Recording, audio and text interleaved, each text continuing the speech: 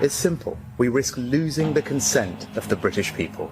That's why we have to do things differently. With climate change, the idea that you can stop the power of the sun or volcanoes is simply ludicrous. That's what climate change is about. It is literally, not figuratively, a clear and present danger. If unprecedented changes are not made and made soon, there will be irreversible damage to the planet. Zero carbon. East Talk. Hello and welcome to Zero Carbonista, Series 5, Just Stop the Tories. I'm Ian Collins, and this is the number one go-to podcast for all matters environment-based. If it's green, it is in. And we're, 2 weeks away now? Yeah. Oh, I just managed to register in time as well. Yeah, you let that slip last week, that you're a new kid on the block in the voting world. Yeah, I moved house, that's what it was, and I suddenly realised, oh, blimey, I might not have done what I need to do. Yeah, well, I mean, let's start with right-wing nut, because, I mean, you've encountered some of this. You did Newsnight this week, didn't you? So you found yourself up close and personal with politicians you wouldn't normally mingle with. Yeah, a fella called Ben from the Reform Party. He was in the studio, kind of in one corner of it. We were in another corner. And Newsnight's a really interesting show. They just cut from one corner to the other during the show. We heard him talking about, kind of what's wrong with Britain. Basically, we're teaching our kids bad things about British history, like, the slave trade and stuff. He's arguing that we shouldn't teach that, or at least if we do, we should teach about the bad things that other people have done as well, some kind of moral equivalence, some stuff like that. And gender ideology as well, he's obviously dead against that. And it was a bit odd to be in the same room hearing this kind of this nonsense. Did really. I mean, the fact they separate you into a different corner, I find interesting. Kind of like sort of WWE moment that they can't have. The Undertaker comes in and Stone Cold is in the hanging around on the other side, ready to pounce.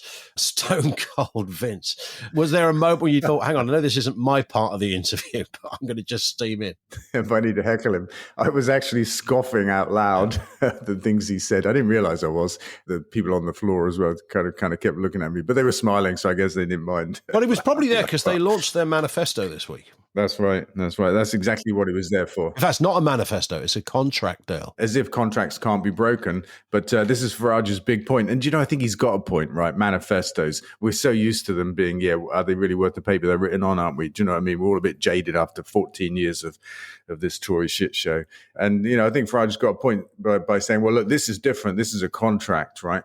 Of course, he's never going to get the chance to be held to it because he's not going to be leading the country. He knows that as well. And the whole thing. I think the IFS said on the same day and on the same program, possibly, that it's tens of billions of pounds out in its mathematics, which is a bit alarming, you'd think, for somebody who wants to lead the country. That's rather extraordinary. But, I think their answer, if I can just put my reform hat on for a second, Dale, I think their answer is, no, it's not. We've got it all costed. I think that's the answer of every party, isn't it? I've got a fully costed manifesto, and everybody says that. It's just because that's true. Yeah, it's the small print, isn't it? It's the big print. Election bingo, fully costed is right up there, isn't it? Yeah. Talking of separation and that kind of stuff, I was actually sat right next to a Tory Lord, Ed Vaizey, in the other corner of the studio, and we had a very interesting time of it. He's a nice guy, actually. He's as good as gold, Ed. You would share the same dislike of the others in the studio. I think that's right. And at the end, it amused me at the end. He was being put on the spot, who should be the next leader? And he said something very, very kind of lukewarm about Kemi Badenoch. Well, kind of, he wouldn't be too unhappy if it was her. And the presenter, Victoria, said, well, that's some kind of faint praise. Yeah. And I waded in just to point out that the Tory party is kind of bereft of talent. I said, there's no talent left in your party anymore. And he's like, oh, that's a bit mean, Dale. We had a bit of a giggle at the end. Bring back John Major. That's what I say, Dale. He was talking about Boris Johnson.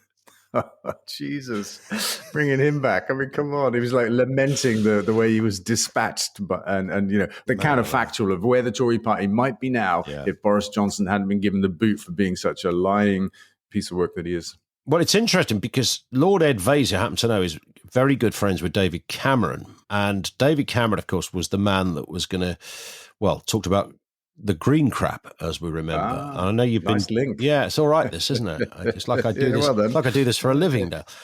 And I know, and I know that you've been investigating cutting the green crap. Yeah, nice one. So we put the report out this week, actually, with a picture of Cameron on the front hugging the husky, but we stuck a little bandit's mask on Cameron for fun, and it looks really good. We're publishing it online by the end of this week. It'll be online on Zero Carbonist or something like that. Yeah, anyway, so the point of the report is really like to say, well, look, 10 years ago, Cameron set out to cut the green crap. He set out this narrative for the first time we'd ever seen it, which is to say, we can't afford this transition. We've got to slow it down, reverse green policies, save people money. And then 10 years later, Rishi Sunak seems to have dug that one up. He started last October with a bunch of reversals on green policies. And it's the key Tory narrative of the election, I think, which is that, the big difference between the parties is Labour are all for the green economy, Tories are all against it. And so we thought it's time to look at what Cameron did and what the effect of that was on energy bills. He did 4 things, including the biggest of which really was to ban onshore wind,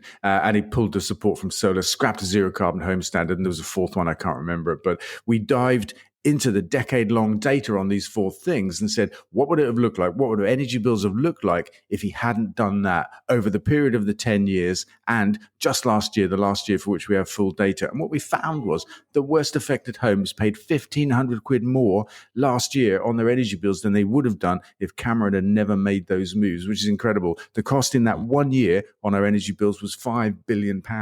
And over the decade, total cost, £15 billion added to our energy bills from Cameron cutting the green crap, which makes our point perfectly. Sunak's talking crap, actually. It's the same old crap that Cameron talked, and we're better off with a transition to green energy. The sooner the better. The idea that we've got to slow it down to save money is counterfactual. We've got to speed it up to save money. Slowing it down costs us money. 15 billion in the last 10 years.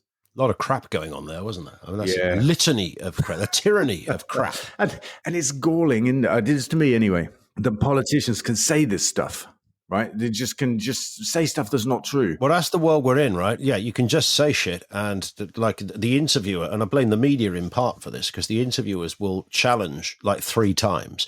The politician knows that the interviewer wants to move on to something else because they've only got a limited time.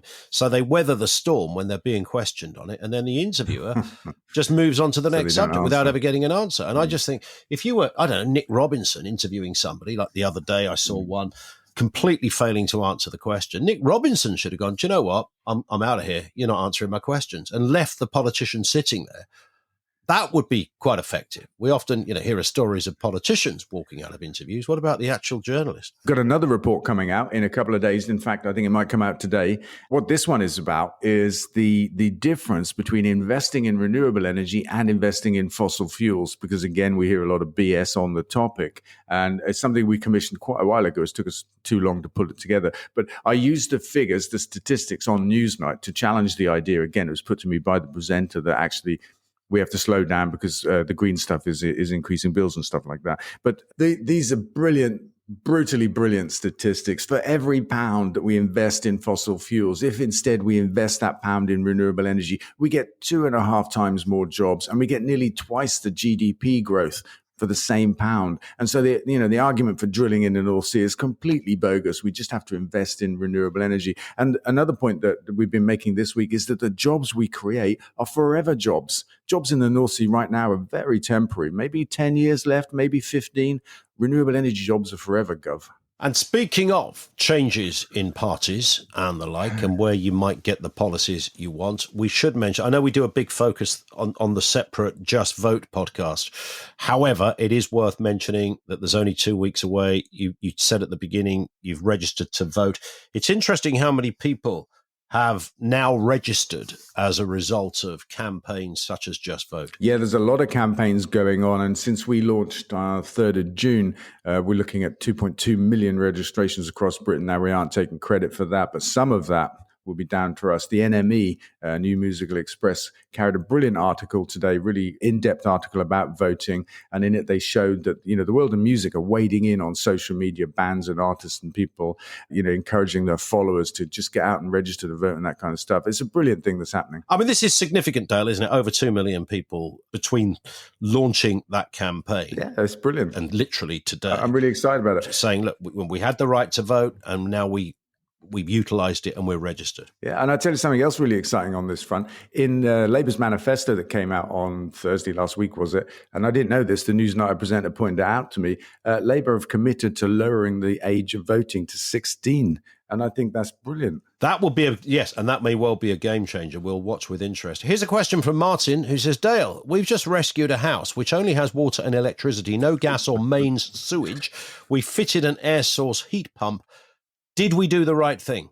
I'm bemused to understand how one rescues a house, but it just sounds fabulous. Was it being kept against its will somewhere? Dilapidated. I'm assuming it was dilapidated. Yeah, I'm assuming that's the assumption. It's a job to say yes or no to whether you've done the right thing. I would say you can't have done the wrong thing because you've got no mains gas or anything like that. And a heat pump will make heat. There's no doubt about it. The key issues is your house well insulated? If it's a renovation, you do get the chance to put in underfloor heating, which is the ideal way to heat your home with a heat pump because they produce lower temperature water. If not, you can just put in special radiators and stuff like that. It doesn't sound like the wrong thing from what I know, which is not very much. Martin also says, I reckon Ian's old nan knew my old auntie. You only had to say Maggie Thatcher to auntie and she'd F and Jeff for the next 10 minutes. Okay. Love the podcast, never miss an episode. That's brilliant. Yeah, my old nan will be having a field day, right? She'll be discombobulating. It would probably finish her off watching the events of the last few weeks. God blimey, yeah. Hilarious to see Farage this week complaining that he'd been stitched up by an organization called vetting.com who had paid 150 grand to vet the bunch of fuckwits that are standing as candidates in the Reform Party, right? And he's now blaming the fact that all these loonies are still standing as candidates. He's blaming it on vetting.com for having missed them. You see, this is I wonder what that company was, because these are companies that supposedly political parties and the like can go to because you think, right, lots of people are going to stand as candidates. We can't check them all out. So here's 150,000 long'uns to try and sort it out if you can. Work out if there's any nefarious characters who've got a shady past who have been putting horrible shit on social media. Okay, thanks. Here's your 150,000. Did you do it? Well, not quite, because 77 of them we didn't quite catch. There's only 80. They missed the guy that said Islam and the Nazis are the same thing. I mean, what kind of vetting company can miss that? Yeah, I think if you were Nige, you'd want your money back, that's for sure. Speaking of contentious issues, you got an apology this week, Dale, didn't you? From the GB News people decided to go big on the apology, make it a big headline, big graphics, big time slot. What did they do when GB News apologized to you, Dale? Well, the time was 8 minutes past midnight on Sunday when they did it. They put it up online. I think that's what you're getting at here. I think they couldn't have made it any more discreet if they'd tried. They put it up online, though. I mean, it is there. It is an apology and all that kind of stuff. They've agreed to pay costs and damages, which we'll donate again to a Palestinian charity. And it's all over that Hamas thing that bloke Guido Fawkes, or the bloke behind Guido Fawkes, started, a couple of weeks ago with a doctored video and some false claims about me. GB News has been added to the long list of actually right-wing organizations and people, and they are all right-wing, that have been forced to apologize and pay costs and stuff. Daily Mail went first. They collapsed almost straight away under our first challenge. There's 3 Tory MPs. One of them was Mickey Fabricant. I don't even know the names of the other two, actually. Hey, Mickey! Yeah, that voice, I love it. Outstanding to come, we've got a Tory Lord, Sean Bailey, Richard Tice, actually, which is interesting. Last, finally, and best, we've got the man behind Guido Fawkes. We served him papers this week by email in a foreign jurisdiction. Judge allowed us to do it. We showed him what was going on. He's like, yeah, go on, serve the bastard. And it is the decision of this court to serve the bastard. I love it if courts work like that. And the beauty of this is that his name's Paul Staines. He boasts quite openly that he's set himself up in a way that makes him insulated from British law. so that he can say what he likes on his channel, Guido Fawkes, but nobody can sue him. He's been very careful to do that. Well, we're going after him, and we're going to hopefully prove that to be untrue. There's so many people on that list, Dale. I'm feeling slightly left out. I wonder if I should just sort of libel you so I can be added to a list somewhere. Yeah, quite nice. Nah, don't do it. Don't do it. I quite like. No, it's not worth it. I quite like the idea of judges being a little more colourful. There was a story a couple of years ago, and you'll have to forgive the language here, but we will bleep it accordingly. Where a fella got found guilty of something horrible, and as he was sentenced, he shouted out to the judge, "You're a f." She shouted back, "No, you're a f."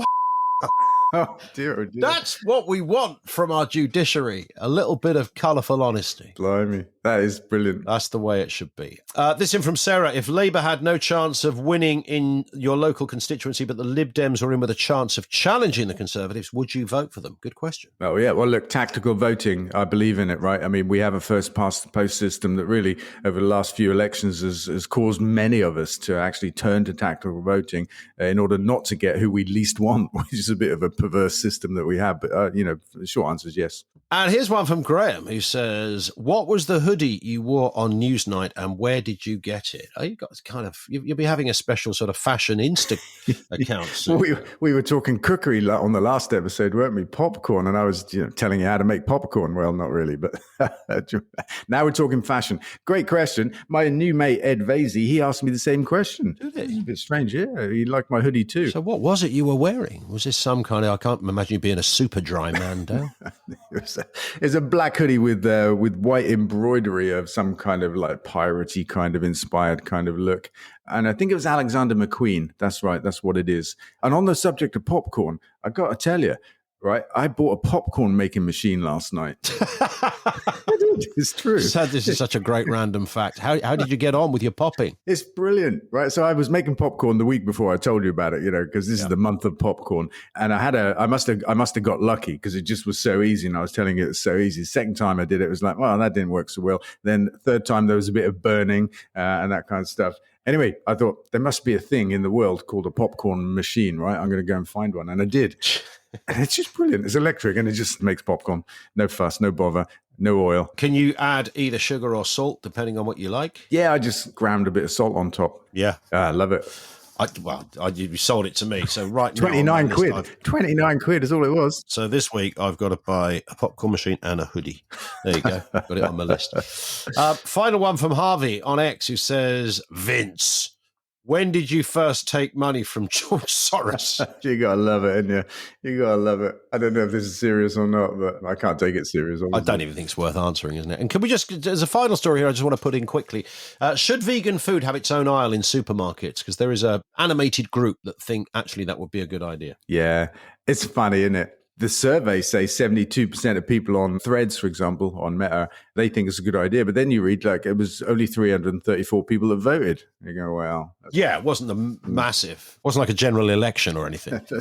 Same on X. 84% of people said yes, but only 900 voted. And I look at that and I think, well, actually, I'm not against it at all because I find the look of meat and stuff like that and the smell of cheese and stuff quite offensive. So I wouldn't mind not having to walk past it to find what I'm looking for. But at the same time, we don't want to be in a vegan ghetto, do we? So I'm a bit torn. Yeah, you don't want it hidden away like this is the sort of over there. That's where the others go for their funny food. It doesn't want to be that, but I take the point that it might focus it a bit more and show the variety in its full extent. Yeah, I think I'd be up for it. An aisle full of vegan stuff. I think that would be great. Actually, I'm just thinking on my feet here. You can tell because I talk out loud while I do it. An aisle full of vegan, brim full of Asher, aisle full of vegan. You see, that's where we've got to go. Listen, Dale, we will speak in a week and we'll also speak on the Just Vote podcast as well. Nice. Don't forget, of course, to follow Dale Vince, facebook.com/Dale Vince, twitter.com/Dale Vince, and on TikTok too.